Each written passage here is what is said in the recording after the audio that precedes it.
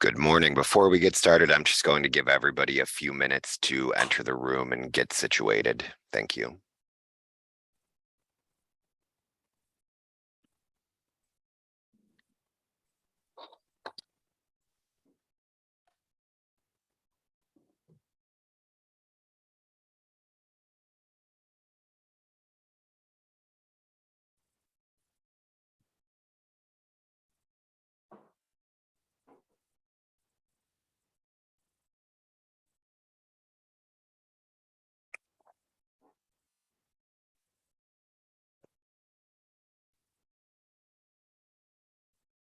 Good morning. From those of us with Vigilant Fire and EMS Training and CipherWorks Incorporated, we want to welcome you to our 8-week webinar series, Managing Fire Service Training. We appreciate you for joining us for this informative workshop. Each week will provide you some training on a different aspect of managing your fire service program. After each week, you're going to receive an email with a certificate. Please keep those for your professional development records. Please use the chat function if you have any questions or need anything, as we'll be monitoring the chat along the way. I am going to turn it over to Todd Smith shortly here, but before I do that, I'm going to launch a poll. Please take a second to vote on the poll so we have a better understanding of who our attendees are. Going to give everybody a couple of seconds to answer the poll.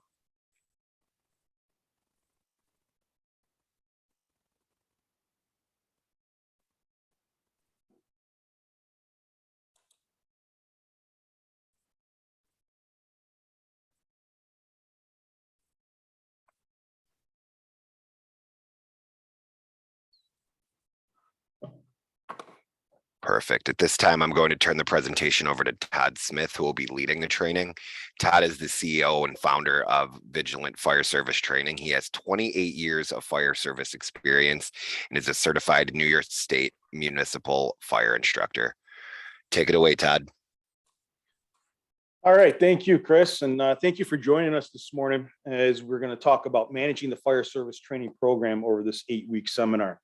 Managing the fire service training program is probably one of the most difficult aspects of the fire department.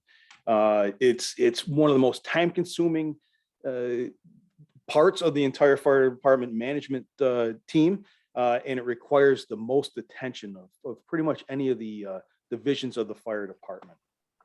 So let's get right started with it. And we've put that poll out there, and the poll asked a question: if you go show up to the firehouse, what does your normal drill night look like, or what does your normal training session look like? And if you've ever heard this question when you show up to the firehouse for training, what are we doing for drill tonight? Then chances are that you have a training program that is not being operated as effectively or as efficiently as it actually could. So that's because managing the fire service training program, as I said, is one of the most time-consuming tasks in the fire service. Next to the fire chief, it is the fire training officer who definitely has the most amount of responsibility and the most amount of legwork needed in the management legwork that is needed in the program itself. So let's just take a look at a couple of things that the fire officers required to do. They got to develop a plan to meet the requirements. They got to develop a process to access or to assess the skill. They got to develop a presentation for each lesson. They got to identify what training requirements there are. And they got to develop a schedule of training sessions to conduct that training. They got to deliver each training session on the schedule to a captive audience, which is hard enough to do, getting enough people to have drill at the firehouse. Identify what training is actually needed by the organization, develop lessons for those training sessions that are needed, record each session that they're doing, identify the skill level that they're teaching to and where they want to get that skill level to, and then maintain training records of everything that they've done. So that, in a nutshell, is only a part of what the training officer responsibility is going to be. I only filled up this entire PowerPoint slide, or I had enough room on the PowerPoint slide to put the 10 bullet points that are here. So there's so much to this fire service training program management. How do we get it all taken care of? How do we handle the whole thing? Well, if you ever heard the adage, how do we eat an elephant? We simply do that with one bite at a time, okay? So what we're gonna do here in this 8 weeks seminar, webinar is we're going to break down the process of managing that fire service training program using a five-step method that'll get you to a better management process for that fire service training program. Okay, and that's going to start out with a needs assessment. So the first step in managing our fire service training program is understanding the needs. What is the need requirement? What training do we need to do? Okay, and then based on those needs, we're going to develop a program that delivers the proper training, the proper knowledge and skill ability to meet those need requirements. And once we develop the program, we're going to have to operate that program. How do we put what we've identified as a need and taken care of in some form of curriculum? How do we make that curriculum go out to all the firefighters in a logical operation that makes them retain most of what we are delivering to them? Okay, and then we have to evaluate the actual program itself, because we want to know whether or not the program of us teaching these skills and needs of the fire department are actually being retained and actually getting to the fire ground itself. So we have to evaluate our own program, and then we have to retain the records of what we're actually doing.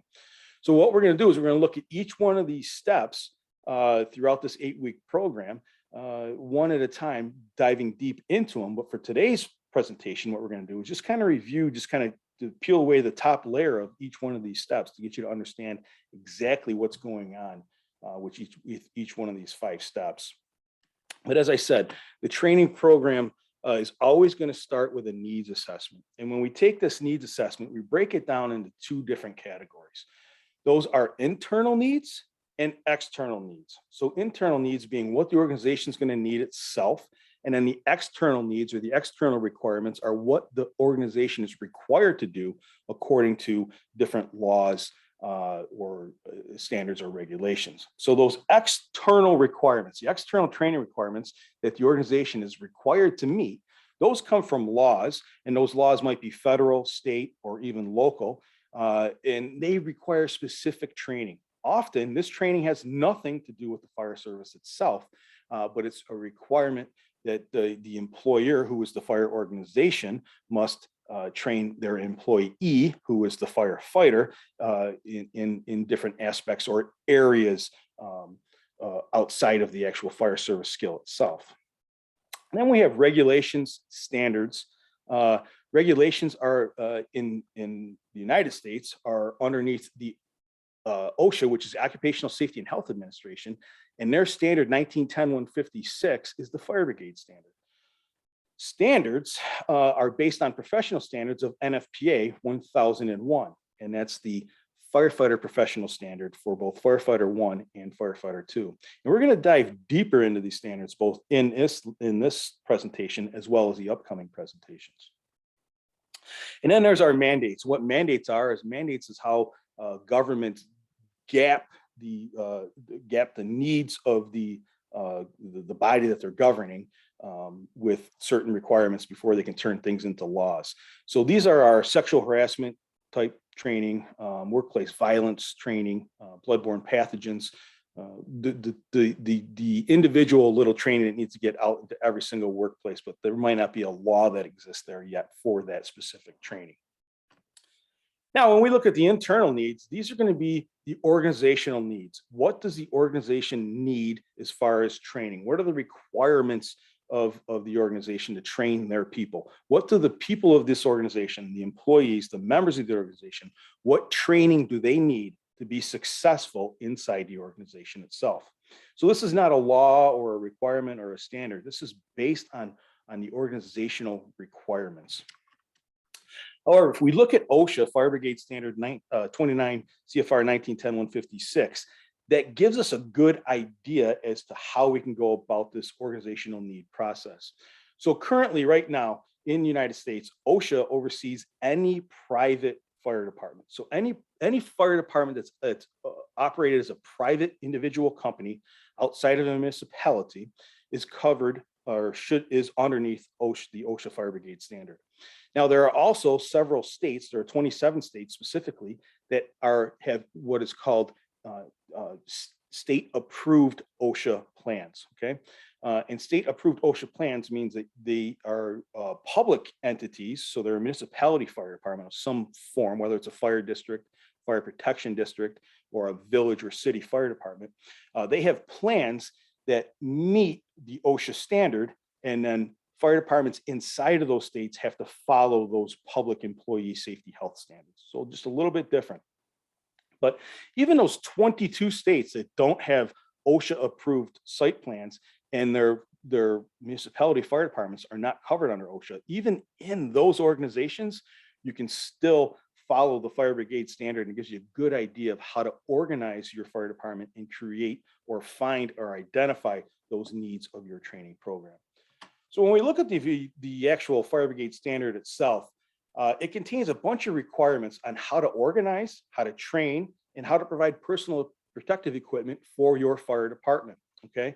And this is directed at the organizer of the actual entity itself, okay? So this would be, if it's a fire district, the commissioners, or fire department, it's the fire chief, okay?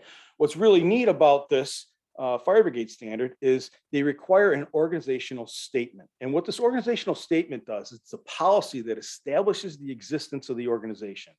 It says the town of Smallville, Kentucky Fire Department exists to provide fire protection to the community members of Smallville. And then it would go into and identify how the organization is structured. What does their management leadership structure look like? Is it a fire chief followed by 2 assistant chiefs, 3 captains, and 4 lieutenants? How many members of the organization are there? How many are there expected to be? What is the maximum number? What is the minimum number? And then it also gets into what are the functions of the organization? What does the organization do? Is it designed to be a Marine fire department? Has it been designed to be a structural firefighting fire department? Or has it been designed to be a hazardous materials response team? What is the function of the actual organization? The last thing it does is it identifies the type, the amount, and the frequency of the training that is going to be required by the organization. Now, since we're trying to identify training needs here, those training needs are always going to be based on the function. So the internal training requirements of the organization are always based on organizational function. So the type, the amount, and the frequency of training is going to always depend on what it is that the organization does, okay? So it's according to function. That means that if you respond to structure fires, you're going to need some training on fire suppression. You're going to need training on tactical ventilation. You're going to need training on rescue, okay?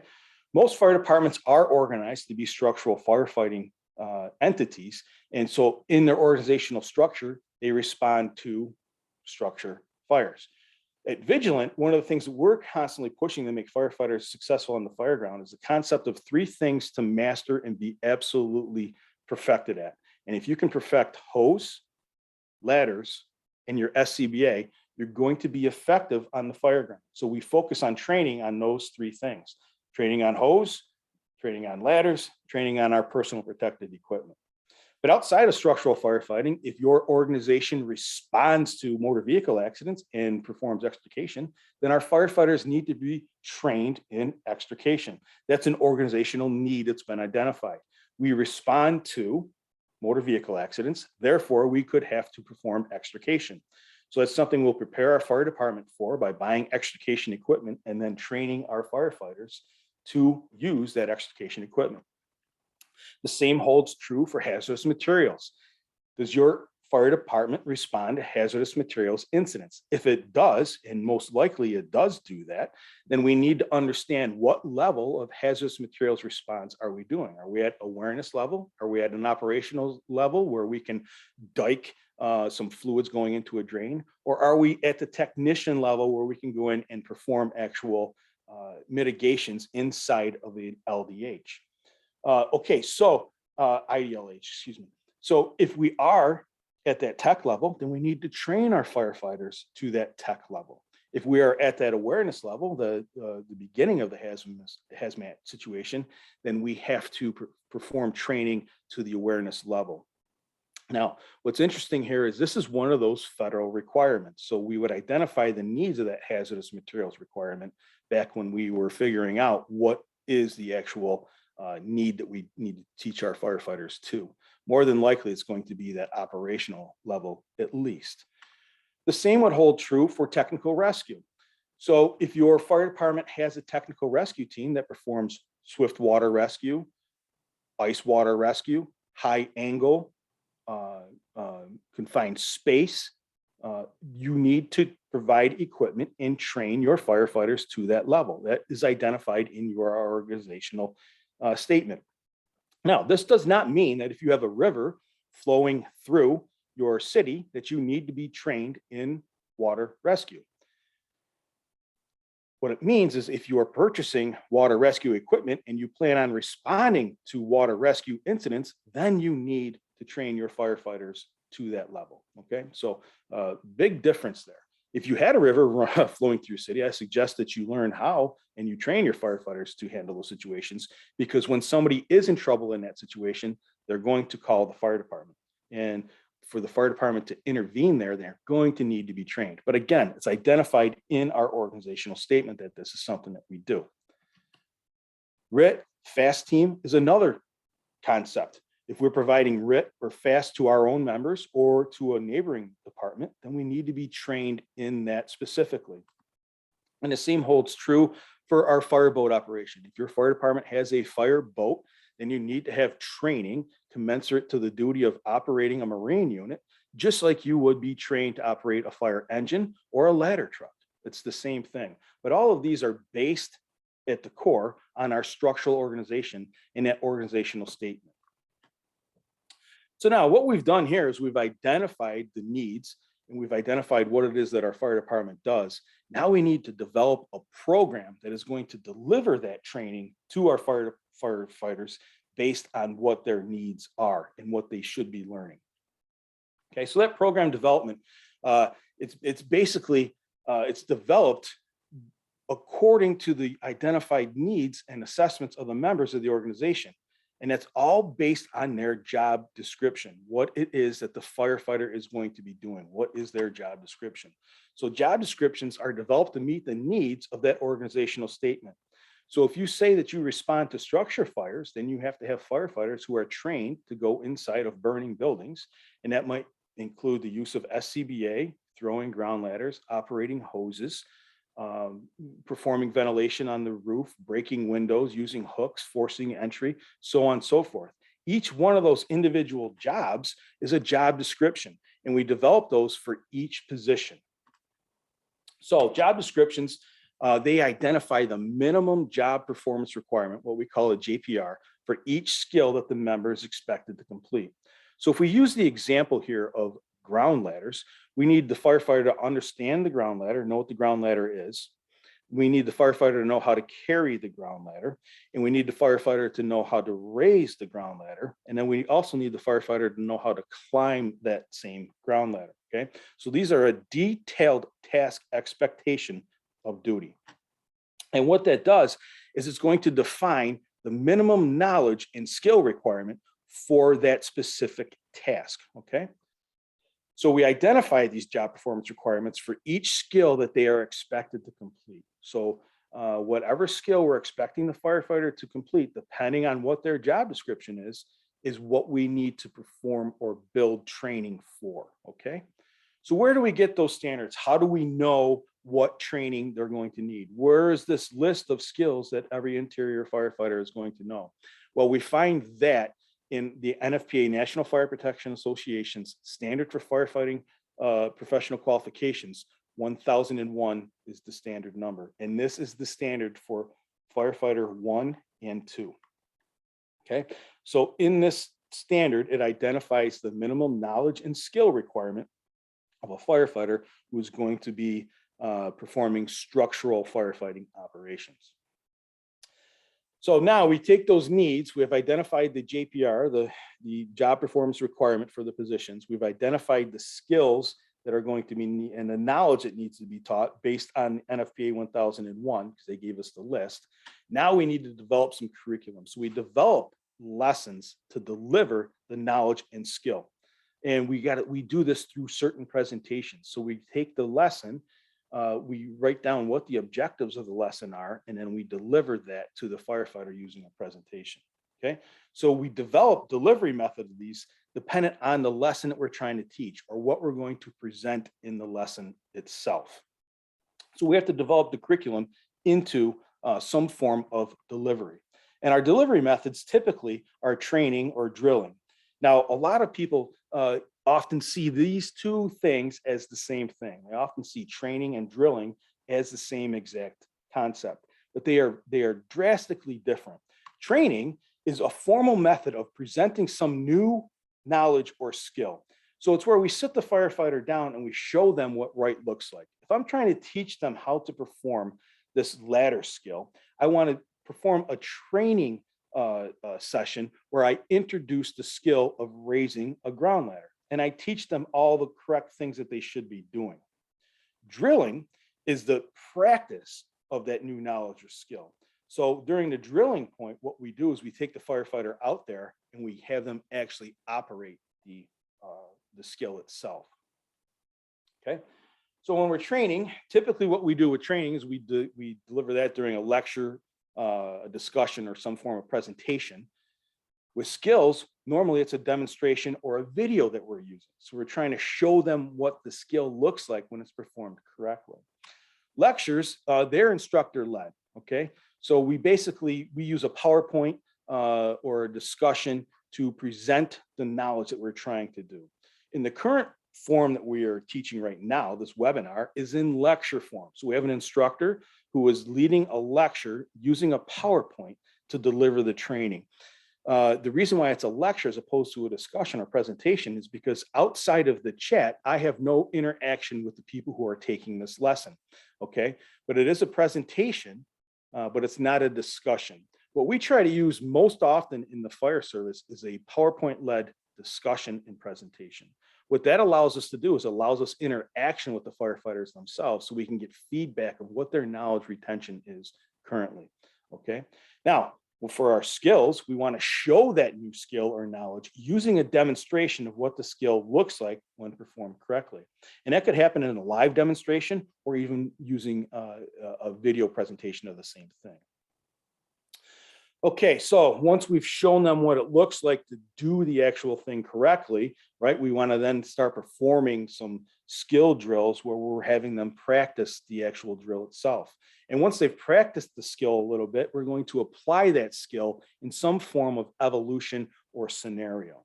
So skill drilling is the practice of that specific skill requirement. And what we do is we do that skill over and over again. We practice that skill, and the instructor in this case is coaching the firefighter. So let's say the skill is raising that ground ladder. The firefighter now has seen what the skill looks like, and he's also practicing the skill and trying to repeat what he knows the skill should look like. But should he or she not be doing it correctly, there's a fire instructor there to help coach that student, that firefighter along, and help them develop that skill. And we continue that practice and continue that development process until we achieve muscle memory. And that's the ultimate goal of any skill training that we're doing in the fire service is we want to develop muscle memory. So muscle memory, I can best explain muscle memory with an example. And this example is several years ago, I was making bubbles for my daughters who at the time were 5 and 10 years old. And you make bubbles by adding Dawn soap with some water into a jar and then another material that I can't think of right now.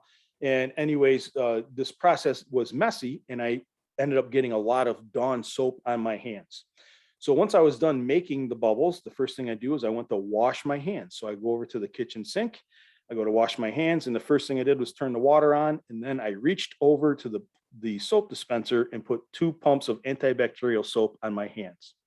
Now that's funny because what I'm washing off of my hands is soap, but yet I still put soap on my hands to wash off the soap on my hands. That is what we call muscle memory.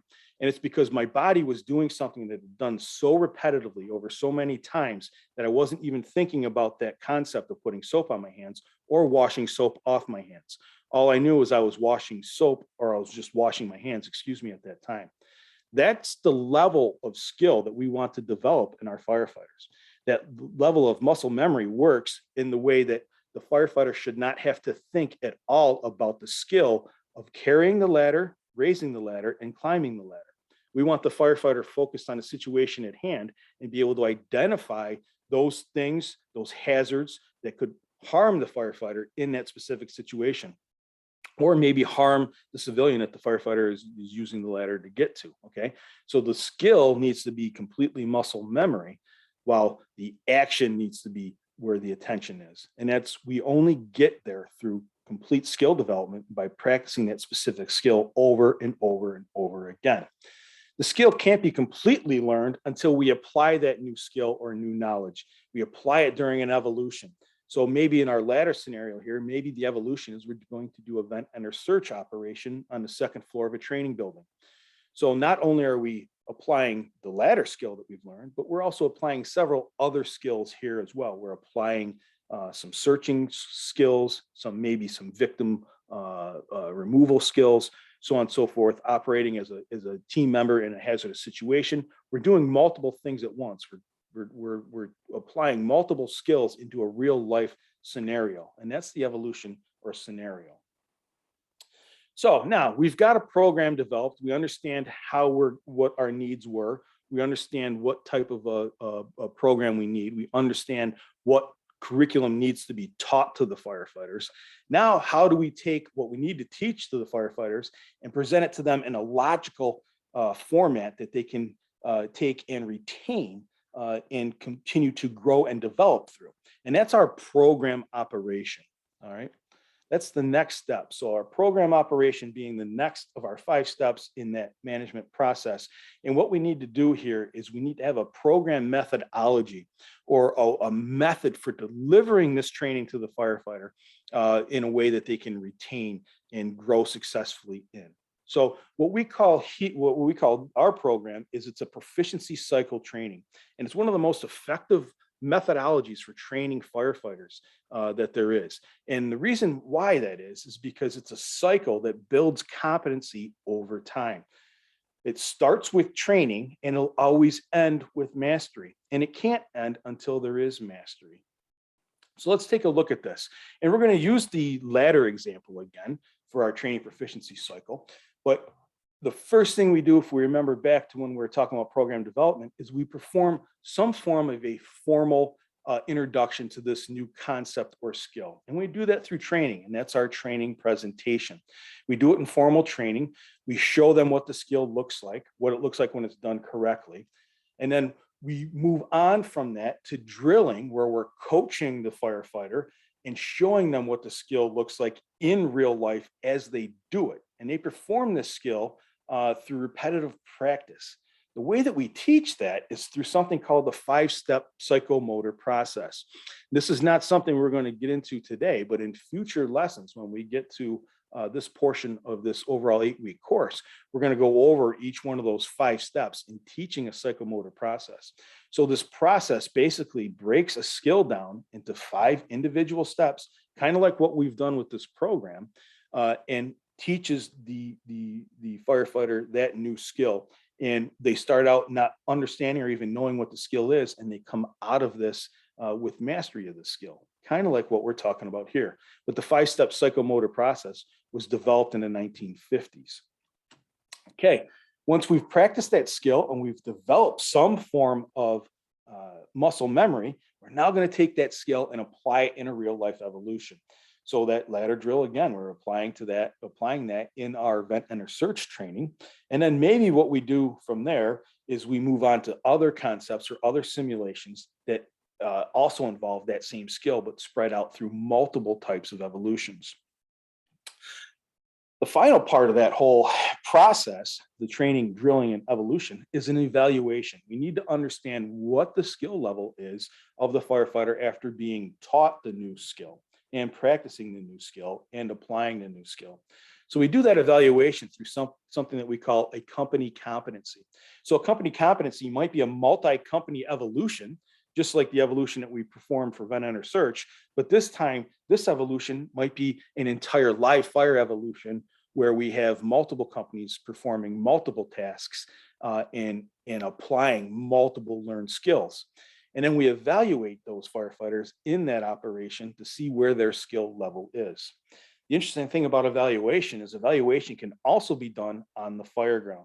So if we take that ground ladder concept, we train the firefighter on the ladder, and then finally got them to the point where they can perform that. Now we can get them to do it on the fire ground, and maybe on the fire ground we notice that, hey, that firefighter just put that ladder upside down. The butt end is up in the air while the tip of the ladder is on the ground.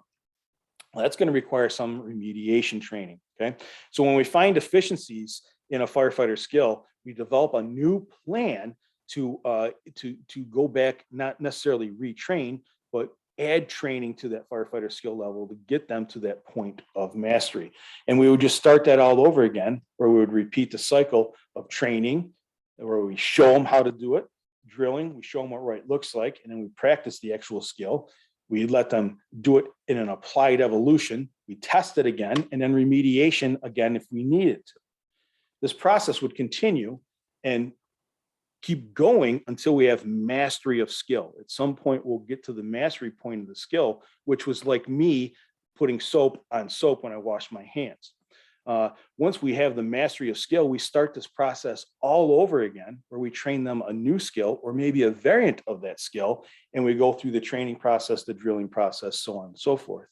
In the case of a ladder operation, ground ladder operation, maybe the first skill we taught them was a suitcase carry and a raise using the building as the butt stop. Well, now we move that firefighter to a high shoulder carry where they do a high shoulder raise and so on and so forth. So that we just keep building on top of that mastery. But that's proficiency cycle training. So we got to take that proficiency cycle and develop it into an annual training plan. And that annual training plan takes all of those needs and all the curriculum that we've developed and puts it into a cycle that delivers the curriculum, but in a logical sequence and in manageable blocks. So we take the entire program, break it down into little bits and pieces, deliver it out to the firefighter through training, drilling, evolution, application, and then we add on to each block as we move on. So what we end up having here is we have an annual training plan that looks a lot like a single course that's just delivered over 52 weeks.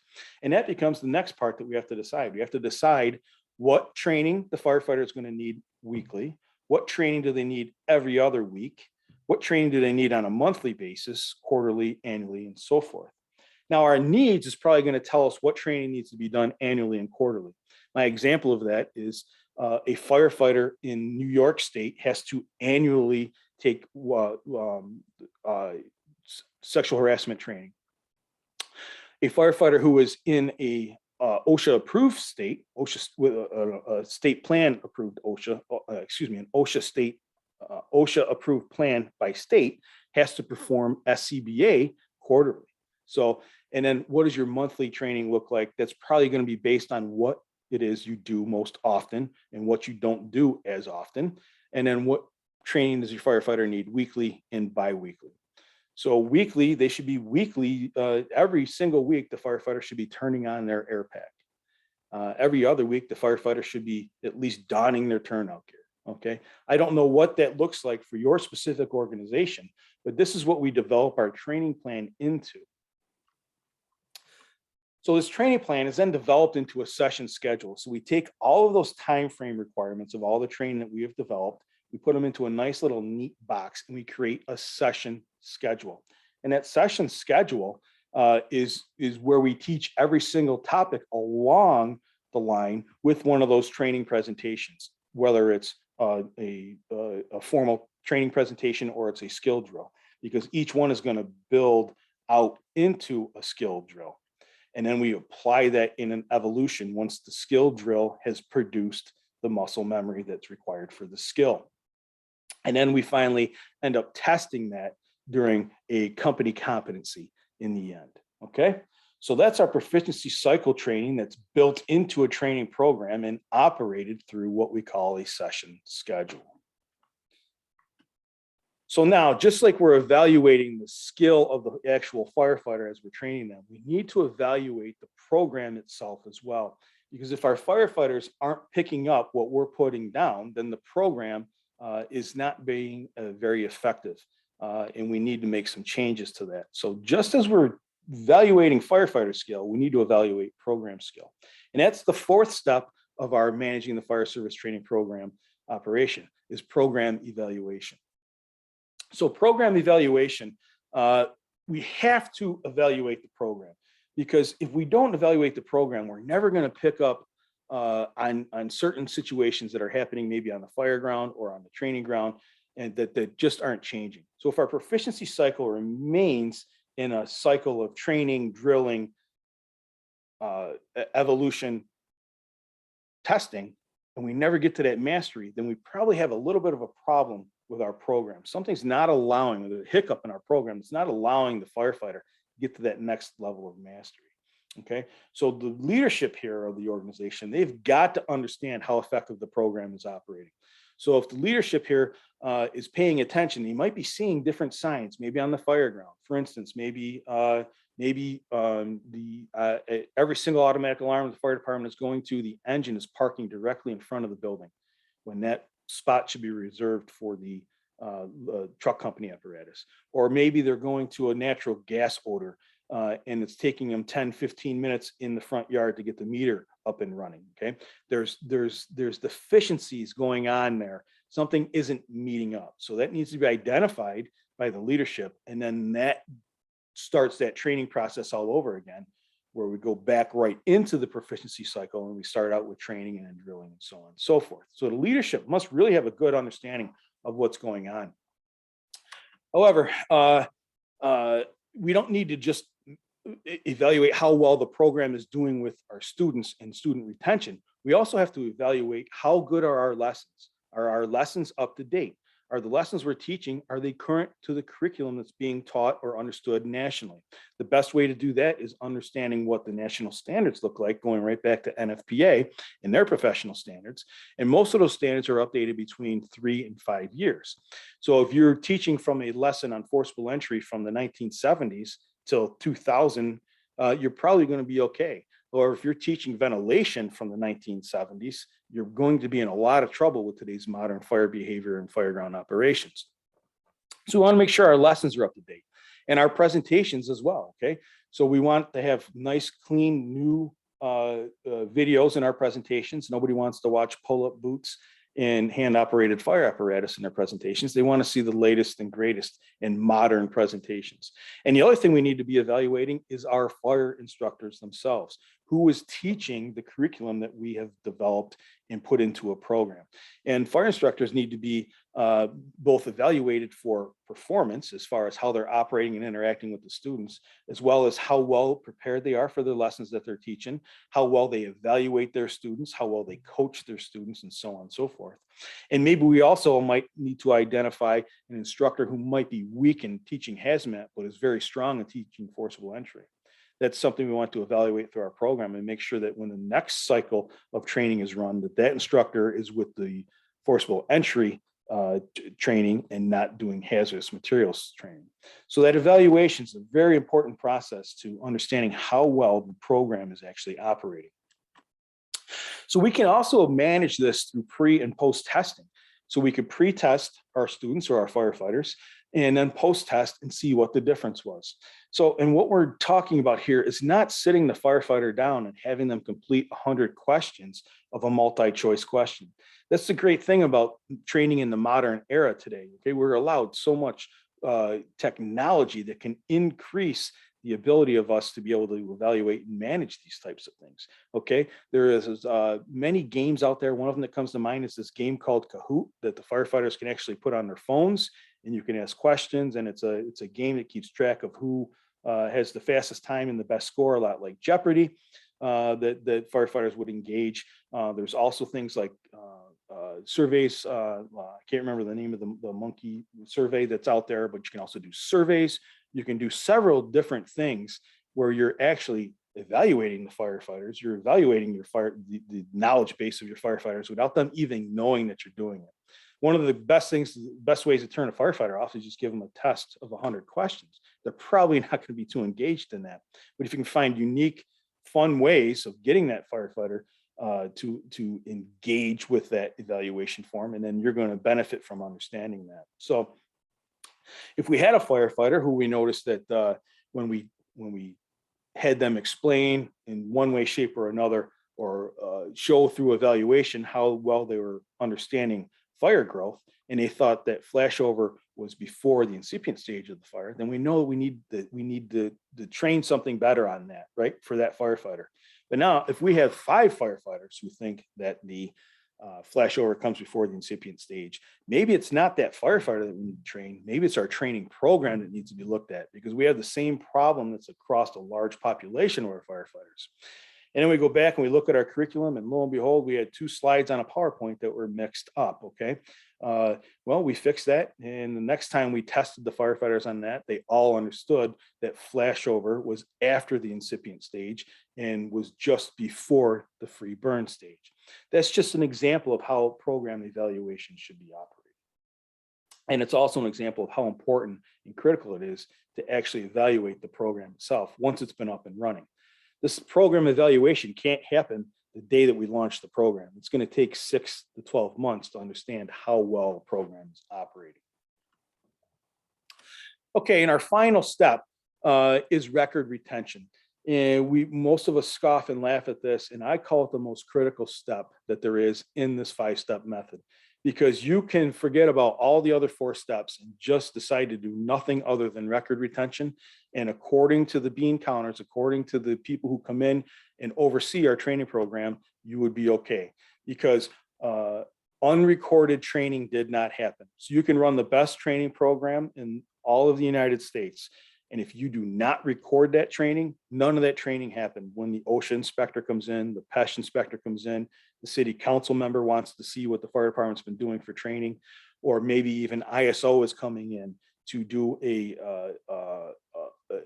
survey of how well your fire department's operating to change those important ISO numbers. If it's not recorded, it didn't happen. So what do we need to record? We need to record individual training sessions. They have to be recorded with a training report. So training report tells us when we've completed training. So on that training report, our objectives, what the training goal was, how was the training accomplished? Was it done with a PowerPoint? Was it done with a demonstration? Was it done as an evolution? And it also gives the attendance of who was at that training session. So it's basically an outline of everything that happened for that training session. And then we retain that and keep that record in a safe spot so we can look at it later. We also need to keep individual training records. Okay, so every individual member of the organization must have a permanent record of their training completions. And there's several different things that go on here. So we need to have a record of all the initial training that the firefighter had. So that's when they went through Proby school or some form of fire academy. We need all of those training records. That's their initial training. And then we need annual in-service training, or all those training requirements that they met on an annual basis throughout their career, every year of their career. And then the other thing that we're going to retain is outside training. So if they went to the State Fire Academy and obtained a course, or maybe they went to the National Fire Academy and obtained a leadership course, we want to see record and retention of those records as well.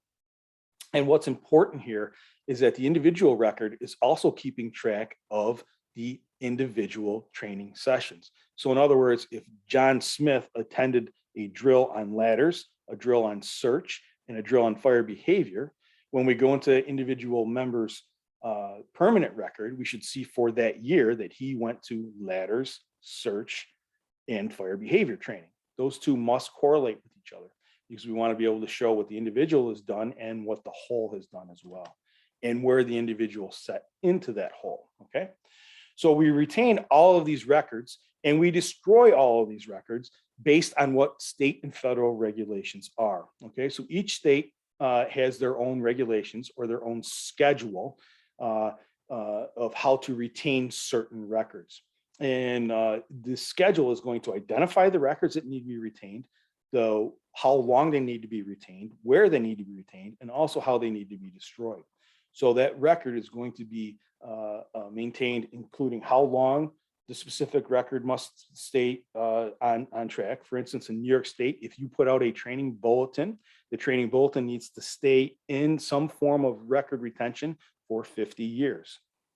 If you use a hazardous material in your training, then that record needs to stay for a lifetime. So it's going to tell you exactly how long specific types of records must be retained. And it's also going to tell you how you can properly dispose of those records that are no longer required for retention. So thankfully, what's happened here is we've moved away from paper records and gone to digital records. And in most states, digital records are very well accepted. However, there is a process and a procedure for maintaining those digital records, along with backups in servers and so on and so forth, along with a way to destroy even digital records.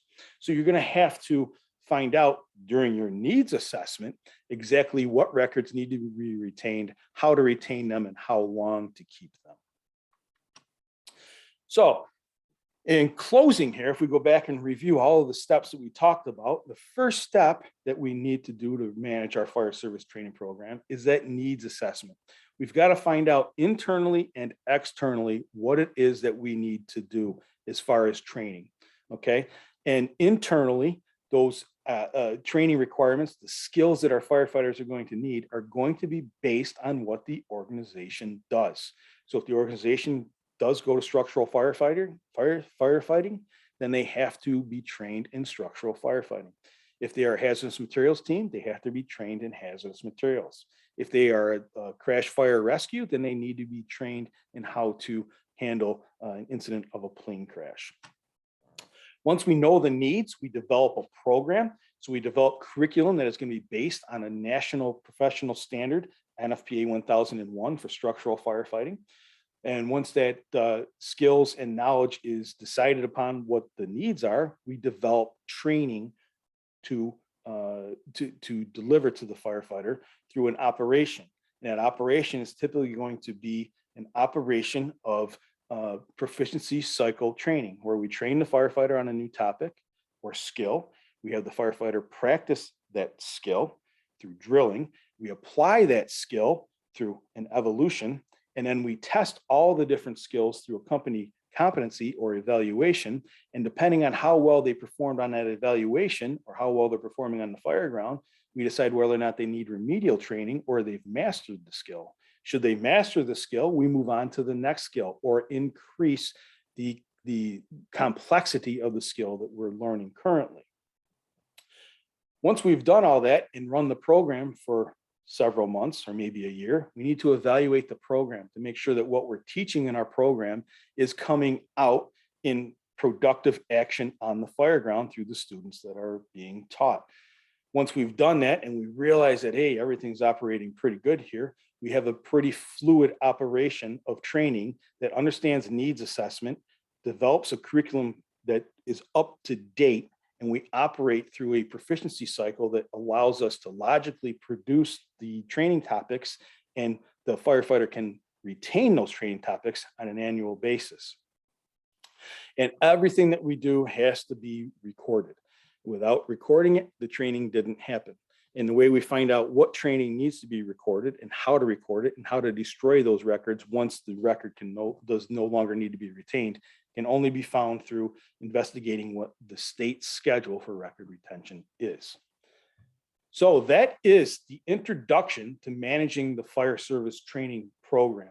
What we'll do now, moving on in the following weeks, is we'll dive really deep into the needs assessment. Once we dive deep into the needs assessment, we'll move through program development and then get really deep into methodology and program operation, learning the 5-step psychomotor method for teaching a skill.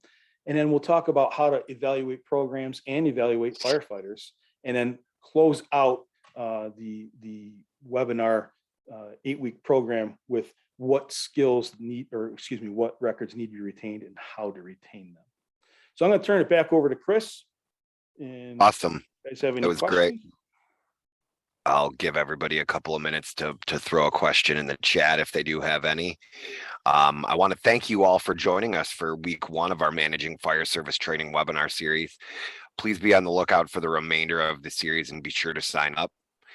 We would love the opportunity to work more closely with you to help you accomplish your training goals. Our system can help you provide your organization with training, tracking, and managing your fire service training program. So please be sure to head to cypherworks.com for more information. Be sure to save the certificate you see for your professional development records, and we look forward to seeing you on future webinars. Have a great day. Thanks, Todd.